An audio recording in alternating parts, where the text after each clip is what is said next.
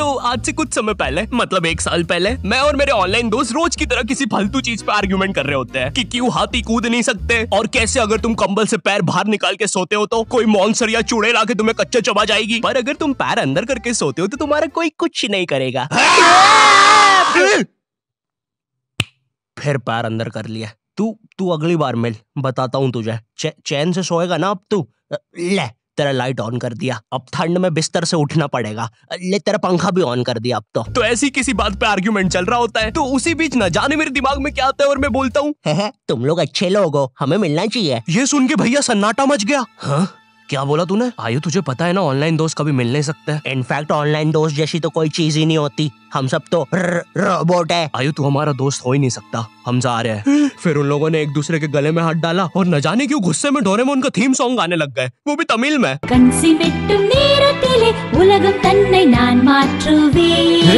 क्या? अब नहीं, ऐसा कुछ नहीं हुआ था। सॉरी गाइस, कुछ महीनों से जिंदगी थोड़ी सही नहीं चल रही है, इसलिए ऐसे जोक्स आ जाते हैं कभी कभार। खैर सरप्राइजिंगली मेरे ऑनलाइन दोस्तों ने मेरी मिलने वाली बात को सीरियसली लिया और इसी तरह हमारी Mumbai to Goa trip plan होती है, जो कि दिसंबर में थी। तो अब फास्ट फॉरवर्ड करते हैं सीधा दिसंबर तक ट्रिप का टाइम। तो अब कुछ रीजन की वजह से मुझे मुंबई प्लेन की जगह ट्रेन से जाना पड़ता है। नहीं, मैं एयरपोर्ट पे फटाका लगाता हुआ नहीं पकड़ाया था, थे कुछ रीजंस, थी कि सच में थे। तो मैं रात में ट्रेन में बैठता हूँ और सुबह में मुंबई पहुंच जाता हूँ। अब जो मुंबई पहली बार आता है ना, वो ना अलग अलग चीजों को देख के चौंकता है, जैसे वड्डी वड्डी बिल्डिंग्स, वड्डे वड्डे सुपरस्टार्स। और इधर मैं जैसे ही मुंबई के स्टेशन पे उतरा, ओ बहन की एलिवेटर स्टेशन पे, वो भी भाई साहब इसको एस्केलेटर बोलते हैं। एलिवेटर मतलब आंखों पे भरोसा ही नहीं हो रहा है। मैंने मम्मी को फोटो खींच के भेजी, मम्मी एलिवेटर, वो भी स्टेशन पे। भाई साहब एस्केलेटर होता है। देखो ये हमारे स्टेशन पे नहीं होते हैं, हमें पूरा ब्रिज पैरों से चढ़ना पड़ता है। और मेरे गांव के ब्रिज पता है बादलों में होते हैं। वो ब्रिज को इतनी ऊपर होने की जरूरत भी नहीं है, उसको किसी इंजीनियर ने भी नहीं बनाया है। ये गाँव के लोगों ने मस्ती मस्ती में उसको इतनी ऊपर तक बना के आ गए हैं। अब वो स्टेशन का ब्रिज ना आउटर स्पेस तक पहुंच चुका है। साला कुली लेके भी जाओगे ना तो थोड़ा ऊपर जाके तुम्हारी कुली को भी कुली करना पड़ जाएगा। भाई साहब कुली करना पड़ेगा। अरे किया तो है तुम्हें। अरे आपको नहीं, मुझे कुली करना पड़ेगा। रुको, कुली। हाँ जी भैया, इन्हें ऊपर तक छोड़िया हो यार। अरे पागल हो क्या मियाँ, ऊपर तक जाना है तो स्पेस सूट किधर है तुम्हारा? और ऑक्सीजन सिलेंडर लेके आए कि नहीं? ऊपर ऑक्सीजन बहुत कम है, हम लोग क्या बहुत ऊपर खड़े हैं मियाँ। देखो यहाँ से वो माउंट एवरेस्ट भी दिखता है। देखो आज की रात तो हमें ये सीढ़ियों पे सो के गुजारनी पड़ेगी। ऊपर पता नहीं कहाँ के खूंखार जानवर घूमते हैं। और सबसे जरूरी बात, हम लोगों के बीच में मैं सोऊंगा। मुझे मुंबई से अपने स्टेशन जाने में 10 घंटे लगते हैं और फिर अपने ही शहर के स्टेशन से घर जाने में 6.25 महीने। अब तुम बोलोगे नॉट योर टाइप, तो बहुत ही विलेज पीपल है। हाँ तो ठीक है, हूँ मैं, नहीं होते हमारे यहाँ पे एक्सेलरेशन। भाई उसको एस्केलेटर। वीडियो को आगे बढ़ाते हैं। मुंबई जाने से पहले मुझे ऐसा लगा था कि वहाँ पे सब लोग मचाएंगे, येड़े चाले सीधे चाले, इस तरीके से बात करते होंगे। तो मैं भी ना फुल रेडी था। मैं स्टेशन से बाहर निकला और एक ऑटो रोका। तो सबसे पहले तो मैंने अपनी ट्रेन में खरीदी हुई 24 कैरेट आइस डायमंड चेन आगे करी। मैंने 20 रुपए में खरीदी थी, आगे अपना टाइम आएगा भी लिखा था, क्योंकि मुंबई में थे यार, थोड़ी अमीरी दिखनी चाहिए। कौन है अंबानी? है किधर रहता है वो, है क्या उसके पास ये? तो वो ऑटो वाला पूछता है किधर जाओगे? इधर मैं फुल मुंबई के स्वैग में। क्या बोलते ऑटो वाले? चाचा अंधेरी चलोगे क्या? चलो ना, मचाते ना अंधेरी में चल के। अंधेरी में तुम उजाला लेके आओ। ऑटो में क्यों बैठे हो? लैम्बोर्गिनी लाओ। ये अंधेरी में तुम आओ। क्यों चाचा? अरे भाग मादर है, कड़कती धूप में मुजरा दिखा रहे मेरे को। अभी भी ज्यादा दूर नहीं गए, ऑटो से चीप सकता हूँ। हम लोग हमारी मुंबई के अपार्टमेंट आ जाते हैं, वहाँ पर थोड़ा सा रेस्ट करते हैं, क्योंकि स्टेशन से अपार्टमेंट तक तो हम भगते भगते आए थे। वो ऑटो वाला पीछे पड़ा था ना। क्यों पीछे पड़े हो हमारे? जाओ ना। नहीं मजाक कर रहा हूँ। 700 रुपए की टैक्सी करनी पड़ी थी अपार्टमेंट तक। 700 रुपए की। 700 रुपए पता भी है कितने होते हैं? 700 रुपए में पता है तुम मुंबई में क्या क्या कर सकते हो? तुम कर सकते हो 700 रुपए में तुम 700 रुपए में वापस उसी टैक्सी में बैठ के स्टेशन जा सकते हो। भाई साहब मैंने 750 कर लिया है रेट। कितनी महंगी है मुंबई। तो अब मैं और मेरा दोस्त डेस्क, हम लोग हमारे बाकी 2 दोस्त से पहले आ गए थे। तो अब हमारे पास कुछ करने के लिए नहीं था, तभी मुझे मेरी एक फीमेल फ्रेंड ने मॉल में मिलने बुला लिया। तो हम लोग जाते हैं मिलने, वापस 700 लगा के। ये मुंबई भी ना। तो मेरी दोस्त ने ना मुझे एक मूवी देखने बुलाया था, अवतार। मूवी में ज्यादा कुछ खास था नहीं, कुछ नीले लोग नंगे होके पानी में भाग रहे होते हैं रोबोट मशीन से बच के। ये मूवी मैंने 3D में देखी थी, ज्यादा कुछ चेंज नहीं हुआ। अब बस वो नंगे लोग मेरे साइड से निकल के भाग रहे थे। हम ये जंग जीत के रहेंगे। सर वो सब तो ठीक है, वो आदमी कौन है? अरे वो हमारी मूवी देख रहा है 3D में। उसे तो मजा ही आ जाएगा जब हम सब नंगे होकर उसके सामने से भागेंगे। मेरी बात सुनो सब लोग, हम लोग उसके बहुत पास से भागेंगे लेकिन उसे टच नहीं करेंगे। जिमी मैंने तो अपने हाथ भी गीले कर लिए सुसु से। जैसे ही मैं नंगा होकर उसके पास से भागूंगा अपने हाथ उस पर लपलपा दूंगा। चीटों से उसे लगेगा मूवी और रियल है। मेरी जिस फ्रेंड ने मुझे मॉल में बुलाया था उस दिन उसका बर्थडे था और मैं इधर बेशरम बेहया खाली हाथ गया था, बिल्कुल उस लेंडू बच्चे की तरह जो बर्थडे पार्टी में खाली हाथ आ जाता है। फ्री का नमकीन और केक दे दो बस उसे। तो ये बच्चा इधर मैं था। चीजें अभी इधर खत्म नहीं हुई है। उस बंदी ने फिर मुझे गिफ्ट दे दिया। चीजें अब सीरियस हो गई है। दुनिया का सबसे बड़ा क्राइम इधर, ठीक है इधर है, और फिर आता है किसी के बर्थडे पे उनसे ही गिफ्ट ले लेना इधर। पहले तो मुझे समझ में नहीं आया कि ये बंदी मुझे टॉन्ट मार रही है कि सच में गिफ्ट दे रही है। मुझे उस समय इतनी ज्यादा शर्म की अनुभूति और आभास हो रहा था, मेरा मन कर रहा था उठ के भाग जाऊं वहां से।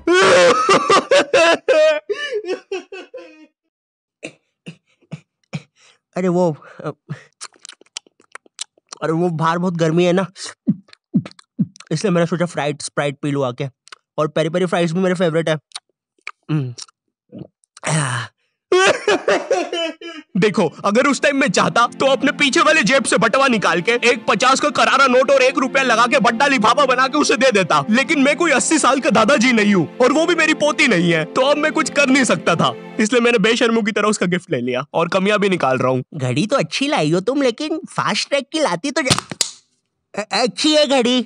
इस ट्रिप पर ना हमारे बहुत ज्यादा पैसे खर्च हो गए थे, इतने कि मैं अपने बेसमेंट वाले बच्चों को खाना तक नहीं खिला पा रहा हूँ। चुप रहो, मैंने कहा ना नहीं मिलेगा खाना।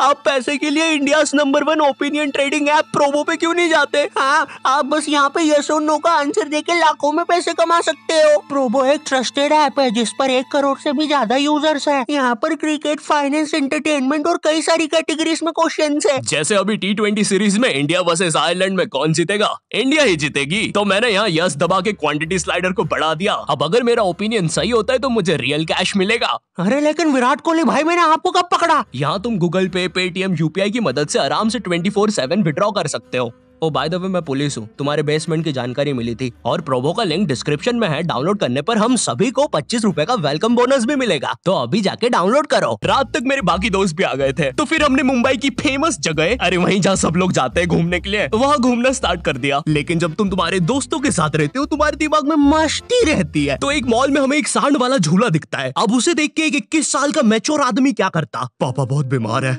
बहन की भी शादी करवानी है, मुझे लगता है सांडू मैं तुम पे घूमी घूमी करने के लिए थोड़ा बड़ा हो चुका हूँ। लेकिन मेरे 21 साल के दोस्त ने क्या किया? घूमी घूमी। अब यहाँ एक सांड को दूसरे सांड पे चढ़ता हुआ देख हमें भी मस्ती छूटी। हम भी भाग के वो झूले के पास, भैया और तेज चलाओ, भैया और तेज, भैया और चलाओ तेज। मैं मुंबई में एंग्री प्रास से भी मिला था। उन्होंने मुझे अपनी बिल्ली से खेलने दिया था और अपना मास्क भी पहनने दिया था। अच्छा चलो मास्क मैंने बिना पूछे पहन लिया था, कैमरा फुटेज में तो आ ही गया हूँ मैं वहाँ पर अपने मैनेजर सौरभ भैया से भी मिला था। हम लोग मुंबई में लास्ट में जुहू बीच पर गए थे। वहाँ पर सब कुछ बढ़िया था, ठंडी ठंडी हवाएं चल रही थी, सब कुछ बढ़िया था। लेकिन फिर आसमान में कहीं से उड़ने वाली बंदर प्रजाति छा गई। ये बंदर प्रजाति फुग्गे की बनी थी। मेरा नाम है बुबली बंदर, मैं इंसानियत पे कब्जा करने आया हूँ, तो चुपचाप अपने घुटने।